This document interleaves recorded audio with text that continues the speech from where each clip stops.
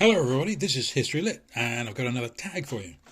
This is the confidential bookshelf tag, created by Fictional Gooseberry back in 2017.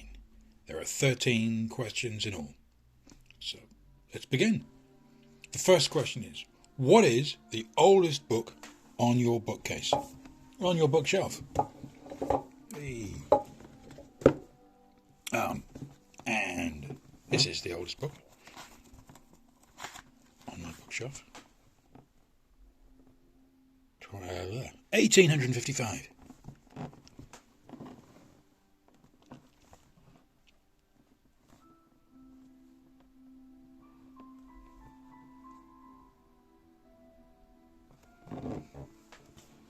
And this, an honourable mention. The History of England by Mr. Knight.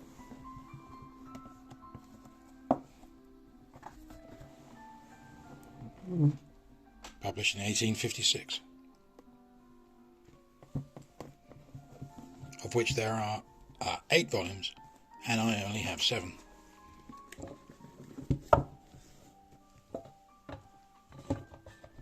The next question is, what is your latest book purchase? Now, this is my latest purchase, which arrived on Monday. It is second-hand. There's a bit of a hard crease there, but is still very fresh, like new, pretty well in all other respects, which is good enough for me. That was £3.50 online, including postage. Next question: what's the most expensive book on your bookshelf? This was supposed to be £40, but was in fact £25.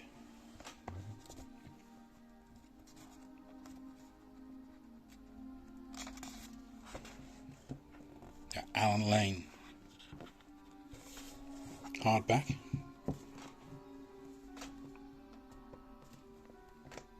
A lovely thing. It's a really, really nice book. Just the heft of it and the quality throughout. Not to even mention the content, is pretty well my best book. Curiously enough. The next question: what's your most inexpensive book? And that would be this one, which again is second-hand and is supposed to be very good condition. Obviously a little bit beat up there and so forth. Well, it's not very good condition effectively. It has colour underlining on page after page, effectively. There's some more there, etc. And that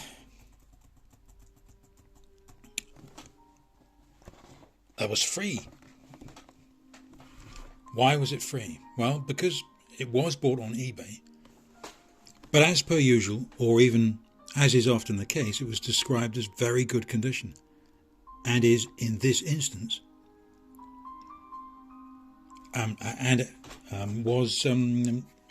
it's only good condition really. I'm sure we've all received even worse. Colour underlining is not allowed for very good condition books. The retailers even say so in the item description area of their listings. But of course, most second-hand books have at least been read and quite possibly mishandled in some way. The majority are probably good condition at best. And therefore, if anyone puts a book out for sale at a competitive price, there is a much higher likelihood, crunching the numbers, of making a sale if the condition is called very good. Banking on the fact that a percentage of us will not raise a complaint, that is exactly what happens. But eBay has a magic button that can resolve all this in our favour. There is a money-back guarantee scheme that you may have noticed, but they mean it. If you click the button at your purchase page from the drop-down selection, return this item, you will automatically receive a refund. If the item is below £5 or so, you may well get to keep the item as well. It has never not been the case for me. Whether you wish to own it in the condition received is of course up to you. I've given numerous examples to charity bookshops, but the con man, retailer, loses the sale, the con, the fraud, the rip-off, which serves them right. If the book you have received is overgraded, such as this, click the magic button, return this item.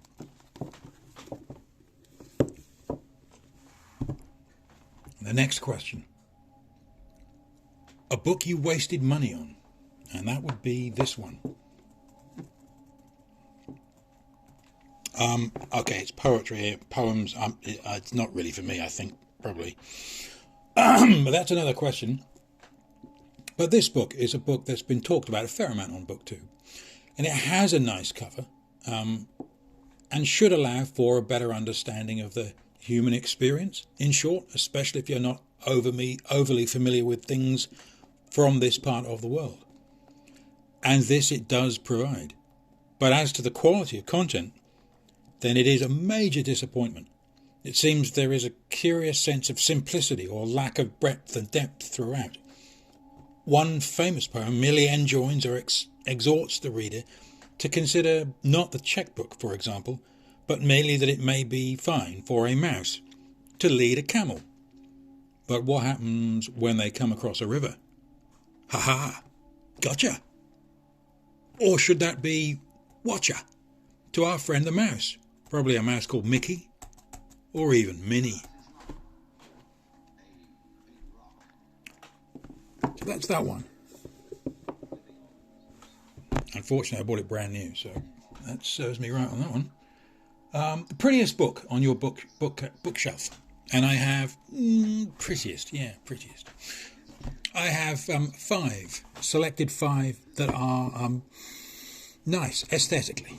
There's this one from Professor Tom Devine, and I may well do a separate video on that book at some stage in the near future. It's this fabulous book. Features the King, the Queen, and Winston Churchill, the Prime Minister. Penguin, evidently, did a series with a gold band instead of their regular white. And nice thing. Just a nice book. This is I was stunned to get this one for £4 brand new online. Again, from the Oxford Wells Classic series.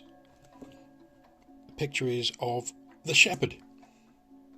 It's just of its time, of its day, and that's that one. This one also is some front cover.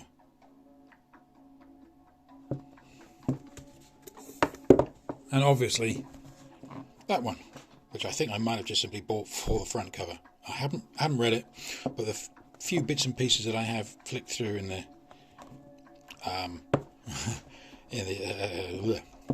these pages doesn't seem to be particularly interesting. But who can refuse? That is got to be the prettiest book I own, surely. The next question is the ugliest book on your bookshelf. And that would be this one.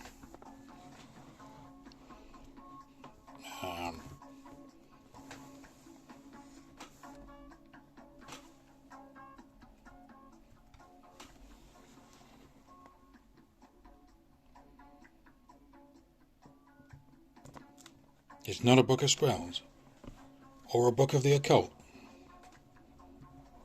It is a book about the Third Reich from Professor Emmons. Incredible thing and dreadful, evidently. I'm sure you'll agree.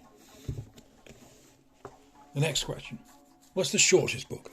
This is the shortest book, which I read this year by Mr. Bowen.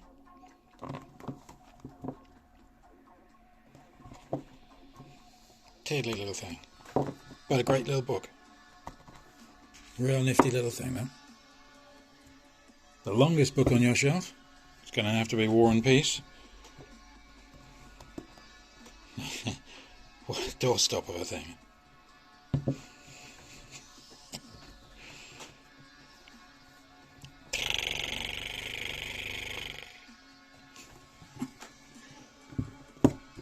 And the next question is, what book are you currently reading? What book am I currently reading? That would be this one here. This is what I'm currently reading. The New Oxford. Terrific book. Absolutely terrific book. There's the famous chairing the member on the reverse. Published in 1989, so not Golden Age, but it's a wow book. Top of the list, five-star history book as far as I'm concerned. There's that one. We'll leave that there. What book are you hoping to read next? And that would be this one.